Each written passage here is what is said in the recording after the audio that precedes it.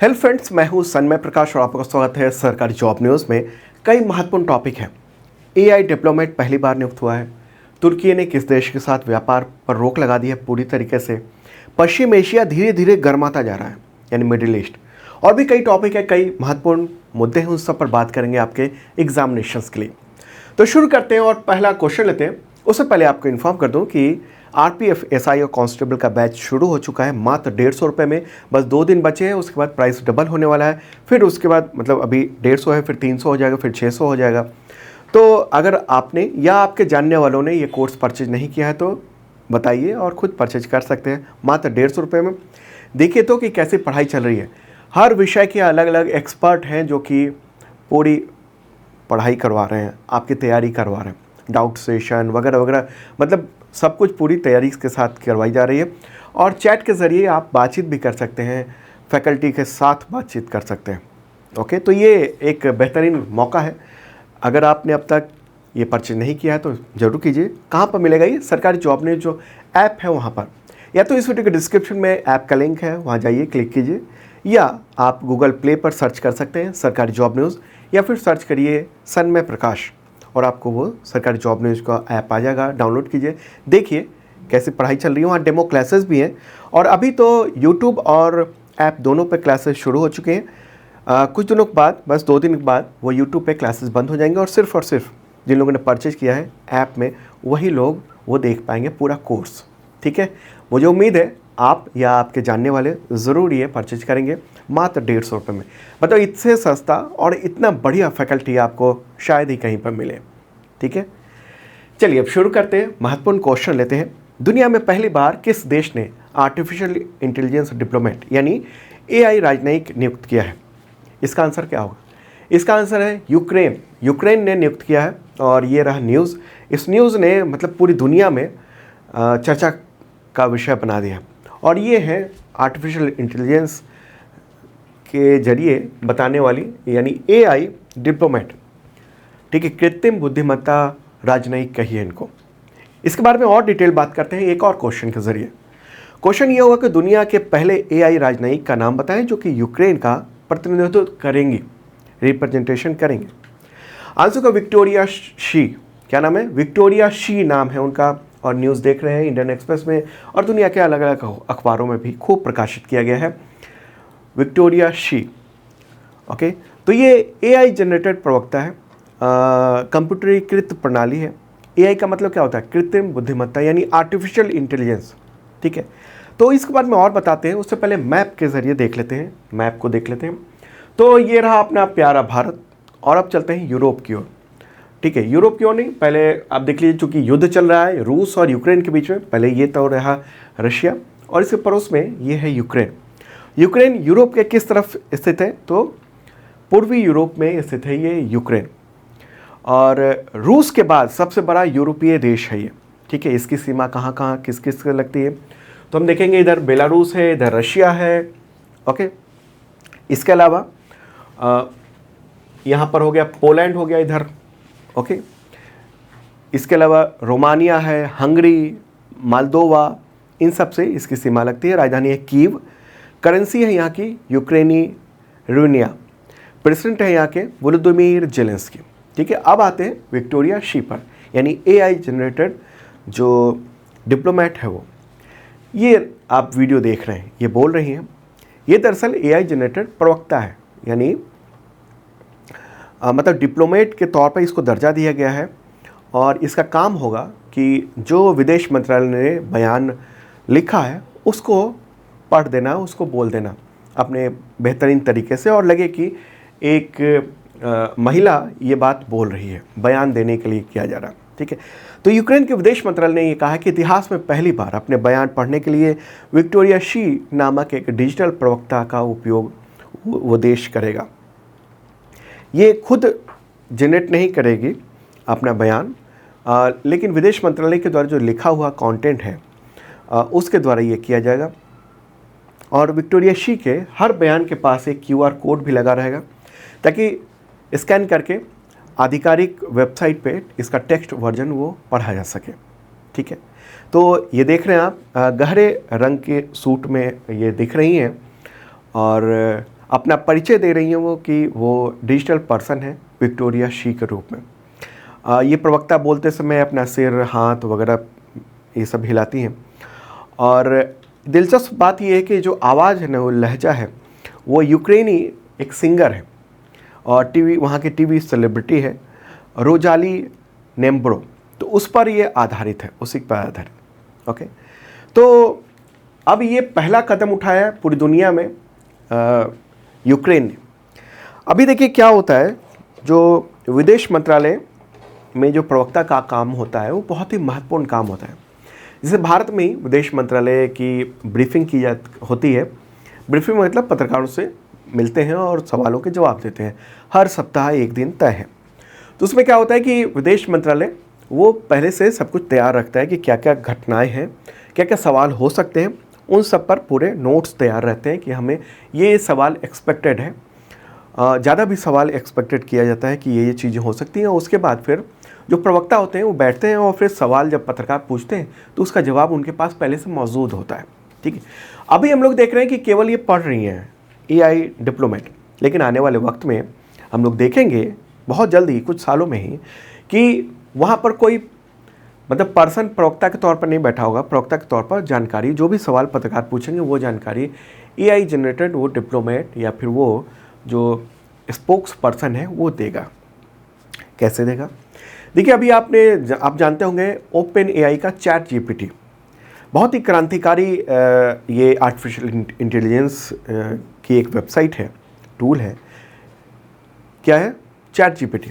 आप उससे बात कर सकते हैं। अगर आपने यूज़ नहीं किया ना तो वो आप मोबाइल पे भी सर्च करें चैट GPT और वहाँ जाएं, और वो आपकी लर्निंग में भी काम आ सकता है। मतलब अपने एग्जामिनेशन की तैयारी के लिए भी, अपनी जनरल नॉलेज को बढ़ाने के लिए भी वो काम आ सकता है। तो उससे जो कोई पूछेंगे वो उसका जवाब देगा और लगेगा जैसे कि एक व्यक्ति सामने बैठा है वो जवाब दे रहा है। तो अभी हम लोग देख रहे हैं कि सिर्फ और सिर्फ ये बयान पढ़ रही है, लेकिन आने वाले वक्त में हम लोग देखेंगे ये कि ये जवाब भी देंगे, क्योंकि इनके पास, जैसे मैंने पहले बताया कि पूरे सप्ताह के न्यूज़ क्या क्या है, वो सब चीज़ें, वो सारी इन्फॉर्मेशन उस AI को दे दी जाएगी। उसका जो पत्रकार पूछ रहे हैं उसका वो जवाब देगी उस ढंग से कि अपने देश का जो किस तरह से बातें बतानी है, क्या अपने आप को किस तरह के पक्ष में खड़ा रखना है अपने आप को। तो ये सारी चीज़ें आने वाले वक्त में बहुत तेज़ी से होने वाली है।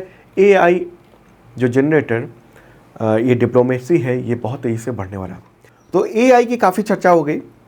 AI आखिर होता क्या है मैंने बताया ही, लेकिन अगर परिभाषा के तौर पर हम देखें तो AI यानी कृत्रिम बुद्धिमत्ता है, एक ऐसी मशीन जो बुद्धिमान हो, खुद से डेटा एनालिसिस कर सके, बात कर सके, तरह तरह की भाषाएं बोल सके, समझ सके, मुश्किल से मुश्किल जो सवाल है उसका जवाब तैयार कर सके।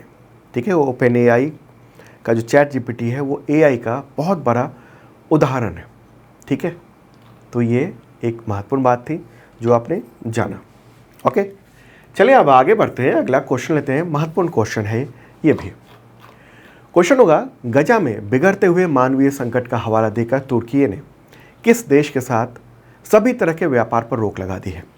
आंसर का इसराइल के साथ रोक लगाई है। और ये न्यूज़ देख रहे हैं कहाँ? द हिंदू में। Turkey halts trade with Israel over Gaza humanitarian crisis. अब इस चीज़ को समझते हैं, एक बार मैप के जरिए देखते हैं, फिर बाकी चीज़ें तो बेहतरीन ढंग से समझ में आ जाएंगी। ठीक है, तो ये रहा प्यारा भारत, और चलते हैं पश्चिम एशिया की ओर, जिसको अमेरिका और यूरोप के लोग इसको मिडिल ईस्ट कहते हैं हमारे लिए। और मैप के ज़रिए भी देखेंगे तो ये पश्चिम एशिया ही होता है, वेस्ट एशिया ही होता है। तो उसमें कहाँ है? ये है तुर्की है। ठीक है, क्या है ये? तुर्की है। और यहाँ पर ये जो ग्रीन कलर में दिख रहा है ये है इसराइल। ठीक है, तो तुर्की ने एक बहुत बड़ा फैसला लिया है।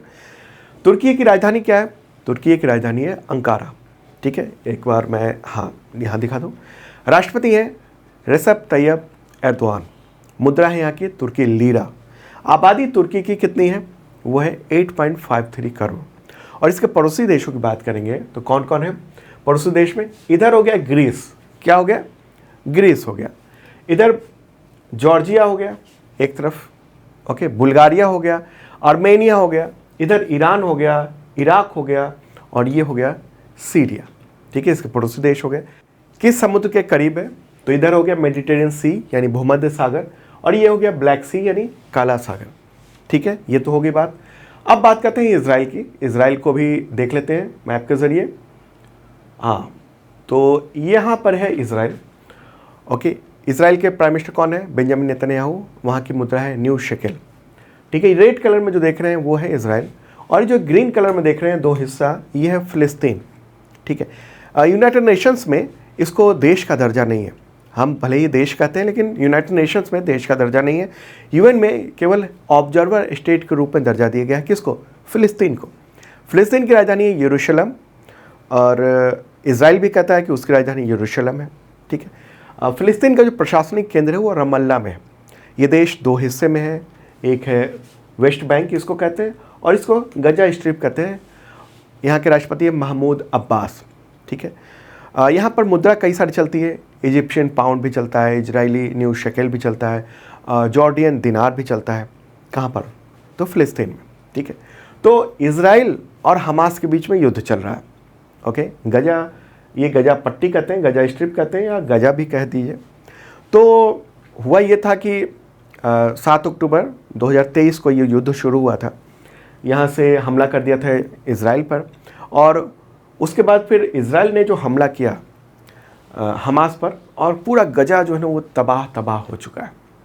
अभी तक गजा में 34,000 से अधिक लोग मारे जा चुके हैं। कितने? 34,000 से अधिक लोग मारे जा चुके हैं इस वक्त। तो इसी वजह से तुर्की ने क्या किया है, इजराइल के साथ कारोबार पर रोक लगा दी है पूरी तरीके से। तुर्की जो है ना, पहले तुर्की कहा जाता था, अब नाम तुर्की है। तो तुर्की इजराइल के सैन्य कार्रवाई का कट्टर आलोचक है। तुर्की ने अभी मई में ये घोषणा कर दी कि तत्काल प्रभाव से वो इजराइल को सभी प्रकार के कारोबार जो भी है, लेन देन, वो सब कुछ सस्पेंड करता है, रोक लगा रहा है। तुर्की ने कहा है कि गजा में जो हालात बिगड़ रहे हैं, मानवीय संकट है, हजारों लोग, 34,000 से अधिक लोग मारे जा चुके हैं और अभी भी मारे जा रहे हैं। तो जब तक रोका नहीं जाएगा ना, तब तक व्यापार को हम आगे नहीं बढ़ाएंगे। तुर्की के विदेश या व्यापार मंत्रालय ने ये कहा है कि जब तक वहाँ पर पर्याप्त सुविधा नहीं दी जाती है गजा में, कहाँ पर, ये वाला जो हिस्सा है यहाँ पर, तब तक ये फैसला उसका जारी रहेगा। ठीक है, एक तो ये बात हो गई। दूसरी बात अगर हम करें कि कितना बड़ा इफेक्ट होगा, देखिए 2023 में यानी पिछले साल इजराइल और तुर्की के बीच में जो कारोबार था करीब करीब $7 अरब का था। $7 अरब का था। तो अब तमाम जो है व्यापार उसको रोक दिया गया है। इजराइल ने भी प्रतिक्रिया दी है, कहा है कि तैयब अर्दोआन जो तुर्की के राष्ट्रपति हैं वो तानाशाह की तरह व्यवहार कर रहे हैं। तो ये बातें टोटल है। अब पूरी तरह मामला ये है कि इजराइल जो लगातार यहाँ के लोगों के साथ अमानवीय व्यवहार कर रहा है, पूरा बम पे बम मारा जा रहा है, क्योंकि हमास ने कार्रवाई की थी, उसको आतंकी समूह मानता है इजराइल, अमेरिका और भी कई सारे देश, लेकिन उसको झेल रहा है एक आम आदमी वहाँ का है, ये गजा का। तो ये मामला है। ठीक है, तुर्की जो है ना वो मुस्लिम बहुसंख्यक आबादी वाला देश है, और तुर्की जो है वो पहला ऐसा मुस्लिम बहुसंख्यक आबादी वाला देश है जिसने इजराइल को 1949 में मान्यता दी थी। बाद में धीरे धीरे दूसरे देशों ने मान्यता दी, लेकिन बीते कुछ दशकों से संबंध जो है वो बिगड़े हुए हैं। तो ये काफ़ी महत्वपूर्ण मुद्दा था जो मैंने आपको बताया। आगे बढ़ते हैं, उससे पहले आपको बताऊं कि अगर आप तमाम एग्जामिनेशन की तैयारी कर रहे हैं तो करंट अफेयर्स की तैयारी आपकी शानदार हो सकती है सरकारी जॉब न्यूज़ ऐप पर। तो यहाँ पर मेंबरशिप प्लान है 1 साल का, काफ़ी कम प्राइस में छूट भी चल रही है अभी। तो उसके ज़रिए आप करंट अफेयर्स के PDF, वीडियो, टेस्ट और टेस्ट सीरीज़ ये सब प्राप्त कर सकते हैं। PDF आपको अगले 1 साल तक मिलेगा और पिछले 2 सालों के भी मिलेंगे, और वो PDF खास तरह के होते हैं, daily, weekly, monthly, quarterly, yearly, और वो भी कई तरीके के, जैसे कि 1 लाइनर, MCQ नोट्स होता है, और वीडियो का लिंक भी होता है, ताकि जैसे मैप के ज़रिए ये सारी बातें जो मैंने बताई आपको वो समझना है तो मैप तो जानना होगा, तभी तो आप पूरी तरह से समझ पाएंगे। तो PDF पढ़ते समय अगर आप वो वीडियो देखना चाहते हैं तो वहाँ पर वीडियो का लिंक भी है, क्लिक करेंगे और वीडियो ओपन हो जाएगा, ये ख़ास बात। और टेस्ट तो मिलता ही है, टेस्ट करंट अफेयर्स का daily, weekly, monthly, quarterly, yearly, और वीडियो भी मिलता है यहाँ पर बिना विज्ञापन के। सरकारी जॉब न्यूज के ऐप पर 1 साल तक आपको मिलेगा। देखिए ज़रूर, इस वीडियो के डिस्क्रिप्शन में लिंक दिया हुआ है, ऐप का डाउनलोड कीजिए और मेंबरशिप ले सकते हैं। अच्छा, मेंबरशिप 2 तरह के हैं। एक बेसिक मेंबरशिप प्लान जो कि एसएससी, रेलवे, पुलिस, टीचर इन सब के लेवल का है, और दूसरा है आईएसपीसीएस लेवल का, और उसमें आपको यूपीएससी, बीपीएससी, यूपीपीएससी वगैरह वगैरह एग्जामिनेशन के तमाम सब्जेक्ट के टेस्ट सीरीज भी मिल जाते हैं। तो ये एक खास बात है, देखिए ज़रूर इस वीडियो के डिस्क्रिप्शन में। आगे बढ़ते हैं, और अगला जो क्वेश्चन है ना, इसके बाद भी वो बहुत ही महत्वपूर्ण होने वाला है। वर्ल्ड प्रेस फ्रीडम इंडेक्स, वो भी रिपोर्ट आ गई है, इंपॉर्टेंट है, वो भी बात करेंगे। तो पहले देखते हैं विश्व प्रेस स्वतंत्रता दिवस कब मनाया जाता है। तो आंसर होगा 3 मई को। 3 मई को मनाया जाता है। और 2024 की थीम क्या है? ग्रह के लिए एक प्रेस, पर्यावरण संकट के सामने पत्रकारिता। अंग्रेजी में कहेंगे a press from a planet, journalism in the face of the environmental crisis. तो ये है थीम इस बार की। और ये विश्व प्रेस स्वतंत्रता दिवस ये यूनेस्को द्वारा मनाया जाता है, और 1993 से ये दिवस मनाया जाना शुरू हुआ था। ये दिन प्रेस के स्वतंत्रता के मूलभूत सिद्धांतों का सम्मान करने के लिए, उसको बरकरार रखने के लिए एक महत्वपूर्ण ये दिन है। ठीक है, लोगों को लोकतांत्रिक समाज में जो मीडिया की जो भूमिका है, वो जो महत्वपूर्ण भूमिका है, उसकी ये याद दिलाता है। ठीक है, तो मीडिया इस तरह से कैद में नहीं रहना चाहिए, मीडिया स्वतंत्र रहना चाहिए। उसे ये डर नहीं होना चाहिए कि हम अगर कुछ बता रहे हैं तो उसके बाद कुछ हम पर कार्रवाई हो जाएगी। ठीक है, तो ये प्रेस स्वतंत्रता दिवस, यहाँ प्रेस की स्वतंत्रता की बात हो रही है। ठीक है, भारत में चौथा स्तंभ कहा जाता है प्रेस को, मीडिया को, ऑफिशियल रूप से नहीं, अनौपचारिक रूप से। आगे बढ़ते हैं, अगला क्वेश्चन होगा विश्व प्रेस स्वतंत्रता सूचकांक यानी वर्ल्ड प्रेस फ्रीडम इंडेक्स 2024, उसमें पहले स्थान पर कौन सा देश है? आंसर होगा नॉर्वे। नॉर्वे पहले स्थान पर है। पिछले कई सालों से नॉर्वे पहले स्थान पर रह रहा है। किसने ये रिपोर्ट जारी की है? तो ये जारी की है रिपोर्टर्स विदाउट बॉर्डर्स। ठीक है, रिपोर्टर्स विदाउट बॉर्डर्स, और ये एक इंटरनेशनल एनजीओ है और इसको यूनाइटेड नेशंस की मान्यता मिली हुई है। ठीक है, तो टॉप 10 देश देख लेते हैं। तो नंबर 1 नॉर्वे है, सेकंड पर डेनमार्क है, थर्ड पे देखेंगे स्वीडन है, फोर्थ पे नीदरलैंड, फिफ्थ पे फिनलैंड है, सिक्स्थ पे एस्तोनिया है, सेवन्थ पे पुर्तगाल है, एट्थ पर आयरलैंड है, नाइन्थ पे स्विट्जरलैंड है, और 10th स्थान है जर्मनी का।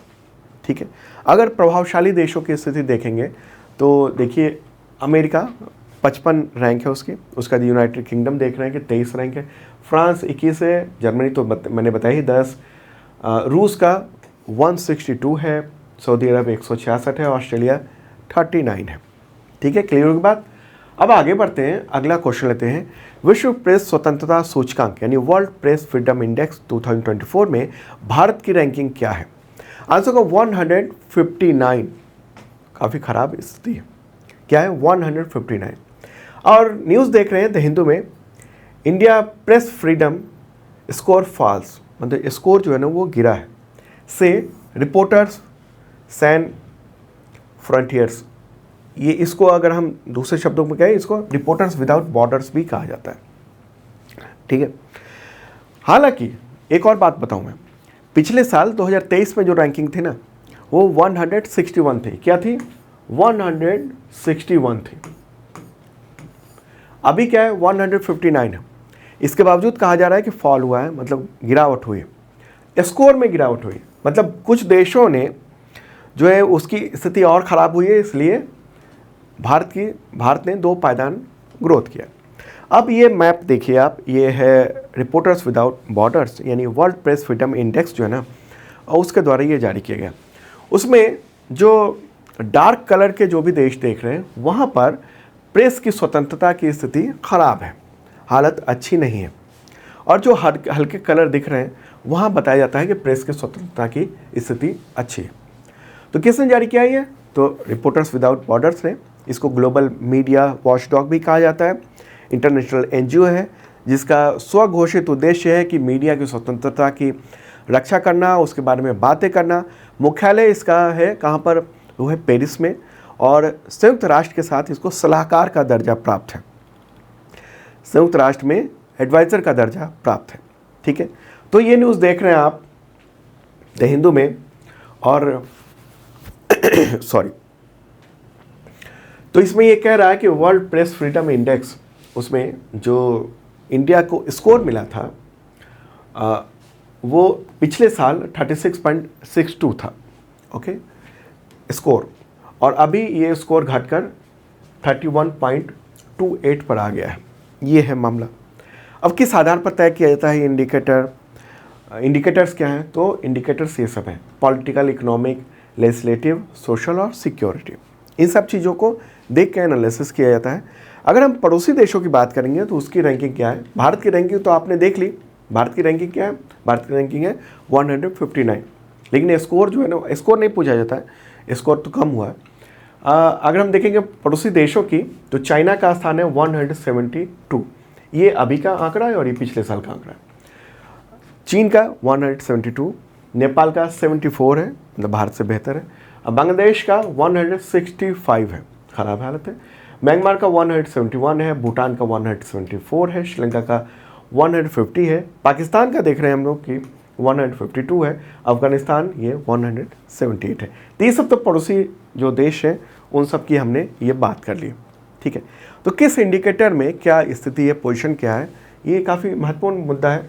तो पॉलिटिकल इंडिकेटर में भारत की जो रैंकिंग है वो है 159, वैसे ओवरऑल 159 है, और पॉलिटिकल में ये 149, फिर इकोनॉमिक में 157 है, लेजिस्लेटिव इंडिकेटर में 143 है, सोशल इंडिकेटर में 156 है, और सिक्योरिटी इंडिकेटर में 162 है। ठीक है, तो यहाँ हम लोग ये देख रहे हैं कि लेजिस्लेटिव इंडिकेटर में थोड़ी सी ये कमी हुई है, सोशल इंडिकेटर में भी रैंक में ये देख रहे हैं कि हम लोग कि ख़राब है स्थिति, और इकोनॉमिक इंडिकेटर में भी थोड़ी स्थिति ख़राब हुई है। तो ये पूरा ये आंकड़ा महत्वपूर्ण आंकड़ा, ठीक है। और इसमें एक ख़ास बात है, मैं द हिंदू के रिपोर्ट्स भी दिखा देना चाहता हूँ। इस रिपोर्ट में ये कहा गया है कि दुनिया भर में प्रेस की स्वतंत्रता को उन्हीं लोगों के द्वारा खतरा डाला जाता है जिन्हें इसका गारंटर होना चाहिए, यानी राजनीतिक जो व्यक्ति है उसको रक्षा करनी चाहिए, तो उल्टा हो रहा है, ऐसा ये कहना है। ओके, एक और बात कहा है कि जो ये इसमें आंकड़े हैं वो लोकतंत्र में इतने खराब आंकड़े नहीं होने चाहिए। अब आप कहेंगे कि सरकार का पक्ष क्या है इस पूरे मामले में? सरकार लगातार रिपोर्टर्स विदाउट बॉर्डर्स के जो प्रेस फ्रीडम इंडेक्स है उसको खारिज करती रही है। ठीक है, 2022 में राज्यसभा में एक प्रश्न का जवाब देते हुए सूचना और प्रसारण मंत्री अनुराग ठाकुर ने कहा था कि ये इंडेक्स संदिग्ध है, गैर पारदर्शी है, और ये रिपोर्ट बेहद कम नमूने और लोकतंत्र के जो बुनियादी सिद्धांत हैं उसका ख्याल रखे बिना बनाया गया है। ठीक है, ऐसा सरकार का कहना है। सरकार लगातार ये खारिज करती रही है, और जब तक मैं ये कंटेंट बना रहा था आपके लिए करंट अफेयर्स, तब तक सरकार की ओर से इस रिपोर्ट पर जवाब नहीं आया था। लेकिन जो रिपोर्ट है उसके आधार पर हमें लग रहा है कि सरकार जो है वो यही कहेगी कि ये रिपोर्ट जो है ना वो सही नहीं है। इससे पहले भी सरकार ने ऐसा ही कहा है कि रिपोर्ट ये सही नहीं है, और सरकार ने ये भी एक तरह से इशारा किया हुआ है कि हम अपना जो इंडेक्स है वो सब कुछ तैयार करने की सोच रहे हैं, अपनी पूरी रिपोर्ट तैयार करेंगे। ठीक है, पूरी दुनिया को लेकर एनालिसिस हम भी करेंगे। सरकार इसको खारिज करती रही है अब तक।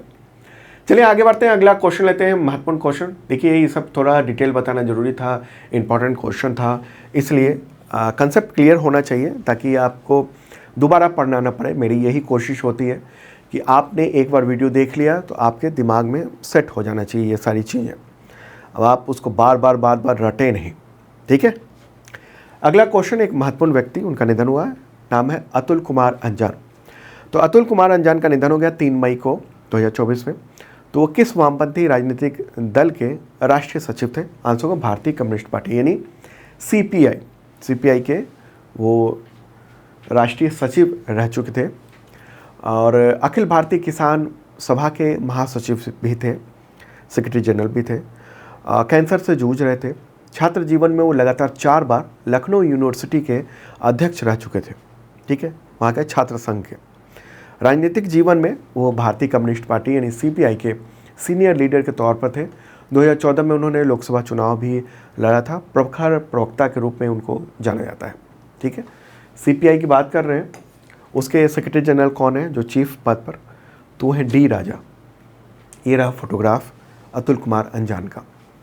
अगला क्वेश्चन लेते हैं, अंतर्राष्ट्रीय अग्निशामक दिवस कब मनाया जाता है? International fire fighters day. Answer होगा 4 मई को, ठीक है।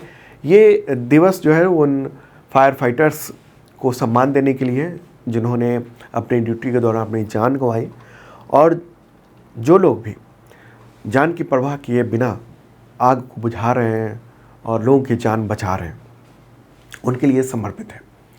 अगला क्वेश्चन लेते हैं, सोलोमन द्वीप राष्ट्र यानी सोलोमन आइलैंड नेशन, उसके नए प्राइम मिनिस्टर कौन बने हैं? आंसर का जेरेमिया मानेले।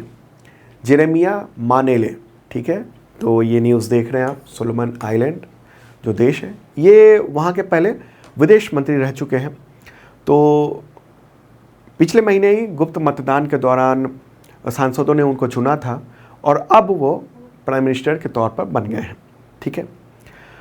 तो एक और मैप के ज़रिए देख लेते हैं कि ये सोलोमन आइलैंड्स है कहाँ पर, और भारत के लिए इम्पॉर्टेंट भी है। ये क्यों इम्पॉर्टेंट है वो भी समझ लेते हैं, ठीक है। तो ये रहा अपना प्यारा भारत। सबसे पहले हम तो यहीं से शुरू करते हैं, और अब कहाँ चलते हैं? अब चलते हैं प्रशांत महासागर की ओर। उस तरफ जो तमाम देश हैं वो भी दक्षिणी प्रशांत महासागर की ओर। तो यहाँ पर देख रहे हैं, ये है ऑस्ट्रेलिया, इधर न्यूजीलैंड है, इधर है पापुआ न्यू गिनी, इधर है इंडोनेशिया, ये सारे देश।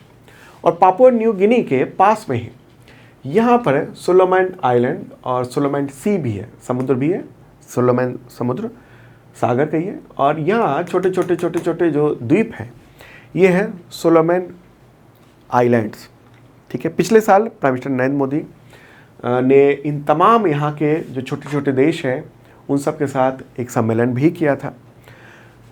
चीन जो है वो यहाँ के तमाम देशों, जो छोटे छोटे देश हैं, उन पर अपने प्रभाव जमाने की कोशिश करता है। भारत ने भी जो है यहाँ पर अपनी प्रभाव वो बनाए रखा है और बना रहा है, ठीक है। अभी हाल ही में पापुआ न्यू गिनी ने भारत में अपना सैन्य सलाहकार भी नियुक्त किया था अपने लिए। तो ये इम्पॉर्टेंट ये देश है सोलोमन आइलैंड। ये कहाँ पर है? तो दक्षिण प्रशांत महासागर क्षेत्र में है। ये प्रशांत महासागर है पूरा, उसके दक्षिणी ये जो हिस्सा है वहाँ पर ये देश है, ओके। यहाँ के प्राइम मिनिस्टर कौन बन गए? जेरेमिया मेनेले। जेरेमिया मेनेले नाम है। तो सोलोमन आइलैंड्स की राजधानी क्या है? राजधानी का नाम है होनियारा। क्या है? होनियारा।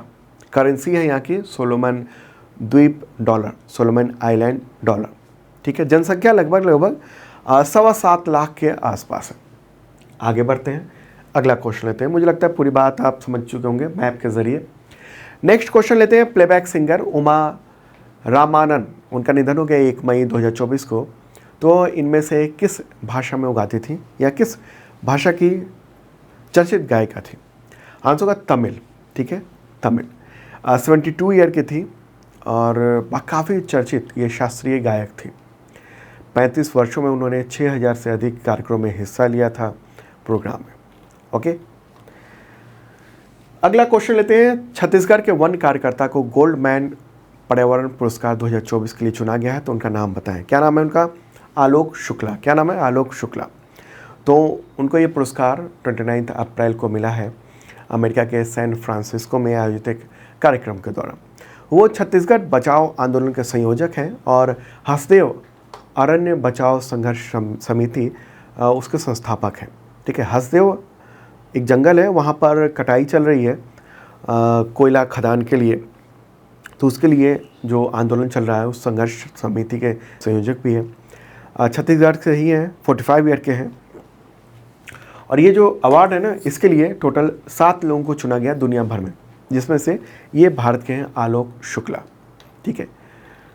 ये तमाम लोगों को चुना गया, ये सारे जो फोटोग्राफ देख रहे हैं इन सब को चुना गया। लेकिन भारत की बात करें, भारत से काफ़ी महत्वपूर्ण है ये मुद्दा। क्यों दिया गया है इनको ये अवार्ड? तो छत्तीसगढ़ में जो वहाँ हसदेव जंगल है उसको बचाने के लिए जो कार्य किया, जो अभियान चलाया, उसके लेकर ये अवार्ड जो है इनको दिया जा रहा है, दिया गया है। ठीक है, तो ये है महत्वपूर्ण बात। ओके, चलिए अब नेक्स्ट वीडियो में मिलेंगे, और वो है वीकली करंट अफेयर्स। संडे को वीकली करंट अफेयर्स आता है, वो भी देखिएगा आप ज़रूर, और डेली का current affairs Monday to Saturday. Okay, bye.